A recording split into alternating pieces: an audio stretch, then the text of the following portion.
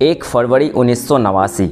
सर्दी की रात करीब 8 बजे 4 साल की मारी कोनो, जो कि पिछले कुछ समय से लापता थी, उसके माता पिता को मेल से एक बॉक्स मिलता है। जब मारी के पिता उस बॉक्स को खोलते हैं तो बॉक्स के अंदर बारीक पाउडर के ऊपर छोटे छोटे दांत, उन कपड़ों के फोटोग्राफ्स जो कि मारी ने लापता होने के टाइम पहने थे, और एक पोस्ट कार्ड मिला जिसमें लिखा हुआ था मारी क्रीमेटेड, बॉन्स इन्वेस्टिगेट प्रूव। वैसे ये कोई अकेली घटना नहीं थी। सन 1988 और 89 के बीच जापान के टोक्यो शहर में 4 से 7 साल की 4 लड़कियां ऐसे ही लापता हो गई थी, जो खुद कभी वापस नहीं लौटी, और उनके माँ बाप को ऐसे ही कुछ बॉक्स मिले थे। ये सभी मासूम लड़कियां त्सुटोमू मियाज़ाकी की शैतानी हरकतों का शिकार बन चुकी थी, जिसे द ओटाकू मर्डरर, द रैटमैन और ह्यूमन ड्रैकुला के नाम से भी जाना जाता है। नमस्कार दोस्तों, आज के इस वीडियो में हम लोग बात करेंगे the rate man of Japan Tsutomu Miyazaki के बारे में। अगर आपने अभी तक हमारी चैनल को सब्सक्राइब नहीं किया तो प्लीज़ सब्सक्राइब करने के साथ साथ बेल आइकन को भी ज़रूर दबाएं। 21 अगस्त 1967 में त्सुटोमू का जन्म जापान के टोक्यो शहर में एक रईस खानदान में हुआ था। उसके पिता टोक्यो शहर में अखबार चलाते थे। त्सुटोमू को पैदाइशी बीमारी थी। उसके हाथ उसकी कलाइयों से जुड़े हुए थे, मतलब उसे अपनी उंगलियां हिलाने के लिए पूरे हाथ को हिलाना पड़ता था। अपनी इस कमी की वजह से मियाज़ाकी बहुत शर्मिंदगी महसूस करता था। स्कूल में उसके क्लासमेट्स भी उसका मजाक उड़ाते थे, जिसकी वजह से वो सबसे अलग और अकेला रहने लगा था। इस अकेलेपन ने उसे मैंगा, जो कि एक जापानीज़ एनिमे का ही हिस्सा है, उसकी तरफ आकर्षित कर दिया। मैंगा की आदत लगने के बाद वो पढ़ाई पर भी ध्यान नहीं दे पाया, जिसके बाद उसे अपना टीचर बनने का सपना छोड़कर फ़ोटो टेक्नीशियन की पढ़ाई करनी पड़ी। अब वो महिला टेनिस खिलाड़ियों के फ़ोटो खींचने लगा, जिसको बाद में वो हस्तमैथुन करने को इस्तेमाल करता। मियाज़ाकी अपने माँ बाप के घर में ही रहता। उसके रूम में उसके साथ उसकी बड़ी बहन रहती थी। मियाज़ाकी को अपने घर में किसी से भी नहीं बनती। ऐसा कहा जाता है कि मियाज़ाकी अपनी बहन की ही नाजायज़ औलाद थी, मतलब उसके पिता की अपनी ही बेटी के साथ नाजायज़ रिश्ते से उसका जन्म हुआ था। उसको अपने परिवार में किसी से कोई लगाव नहीं था, सिवाय उसके दादाजी के। उसमें भी जब उसके दादाजी की साल 1988 में मृत्यु हो गई तो वो और अकेला पड़ गया। अपने दादाजी से और नज़दीकी बढ़ाने के इरादे से उसने अपने दादाजी की अस्थियों को खाना शुरू कर दिया। दादाजी की मृत्यु के कुछ हफ्ते बाद ही उसकी बड़ी बहन ने त्सुटोमू को अपने बाथरूम में झांकते हुए देख लिया जब वो नहा रही थी। इस बात पर त्सुटोमू और उसकी बहन के बीच काफ़ी झगड़ा हुआ। जब बात उसकी माँ तक गई तो दोनों ने मिलकर त्सुटोमू को डांटा, जिसके जवाब में त्सुटोमू ने अपनी माँ और बहन पर ही हमला कर दिया। मियाज़ाकी की मेंटल कंडीशन अब इस कदर डिस्टर्ब हो चुकी थी कि अब वो पोर्नोग्राफिक एनिमे, एडल्ट मैगजीन्स और चाइल्ड पोर्नोग्राफिक वीडियोस को जमा करने लगा। उसके पास से करीब 5763 वीडियो टेप्स मिले थे, जो कि सारी की सारी पोर्नोग्राफी रिलेटेड थी। 22 अगस्त 1988 अपने जन्मदिन के दूसरे ही दिन त्सुटोमू मियाज़ाकी ने मारी कोनो नाम की एक छोटी सी लड़की को अगवा करके अपनी कार में बिठाया, जब वो अपने दोस्त के घर के बाहर खेल रही थी। अगवा करके वो उस छोटी सी बच्ची को कुछ दूर सुनसान जगह पर ले गया। कुछ देर तक यूं ही कार में बैठे रहने के बाद त्सुटोमू ने उस छोटी सी बच्ची को गला दबाकर मार दिया, जिसके बाद उसने करीब 7 साल की उस लड़की के शव का बलात्कार किया। अपनी हवस मिटाने के बाद वो उस लड़की को शव को वहीं छोड़कर सिर्फ उसके कपड़े लेकर अपने घर चला गया। कुछ समय बाद मियाज़ाकी वापस उस जगह लौटा।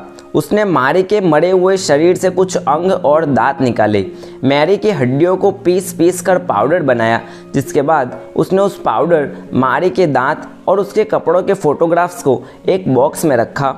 साथ में एक पोस्ट कार्ड लिया जिसमें लिखा मारी क्रीमेटेड, बॉन्स इन्वेस्टिगेट प्रूव। जिसके बाद मारी के हाथ और पांव अपने पास रखकर मियाज़ाकी ने उस बॉक्स को मारी के परिवार को भेज दिया।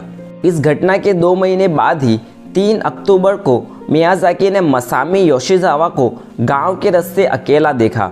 उसे लिफ्ट देने का ऑफर देकर उसी जगह ले गया और उसके साथ भी वही किया जो मारी के साथ किया था।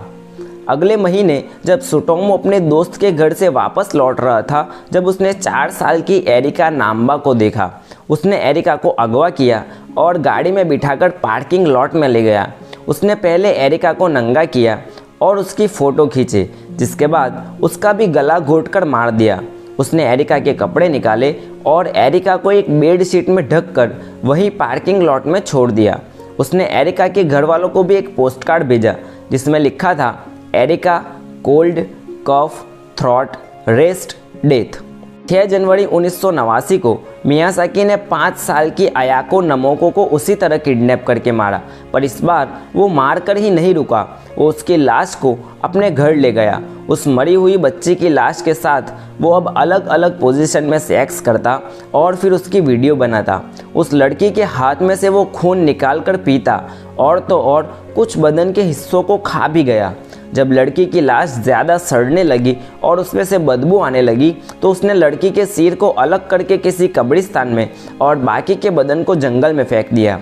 कुछ समय बाद वो लड़की के बचे हुए अंगों को वापस लाया और उसे अपने कपबोर्ड में रखने लगा। 23 जुलाई 1989 मियाज़ाकी पार्क में एक छोटी सी लड़की के प्राइवेट पार्ट में कैमरा का जूम लेंस लगा रहा था जब उस लड़की के पिता ने उसे देख लिया और चिल्लाने लगा।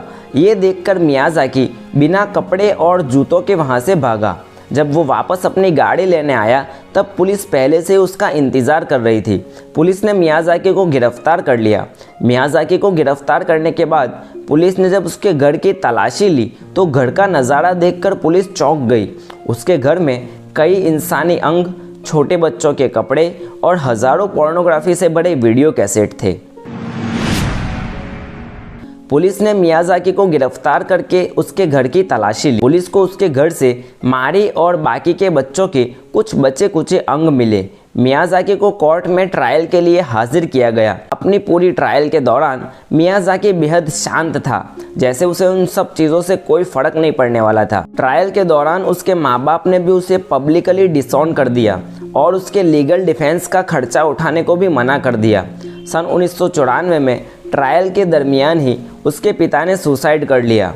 मियाज़ाकी को जब ट्रायल के दौरान पूछा गया कि उसने ये सब क्यों किया तो उसने सारा इल्ज़ाम अपने ऑल्टर ईगो पर डाल दिया, जिसको उसने नाम दिया था रैटमैन। उसका कहना था कि उसके शरीर में एक और आत्मा है जो उसे ये सब करवाती है। मियाज़ाकी की 7 साल की ट्रायल के दरमियान साइकियाट्रिस्ट की 3 अलग अलग टीम ने उसकी जांच की और सब ने अपनी रिपोर्ट में उसे मेंटली स्टेबल करार दिया, जिसके बाद मियाज़ाकी को जापान की कोर्ट के द्वारा फांसी की सज़ा सुनाई गई। सन 2008 में आखिरकार सुटोमू मियाज़ाकी को अपने कर्मों की सज़ा मिली और उसे फांसी पर चढ़ाया गया। दोस्तों, ये थी सुटोमू मियाज़ाकी यानी द रैटमैन की पूरी कहानी। अगर आपको वीडियो पसंद आया तो प्लीज़ इसे लाइक कीजिए, शेयर कीजिए, कमेंट कीजिए और हमारे चैनल डार्क क्राइम्स को सब्सक्राइब कीजिए। जय हिंद।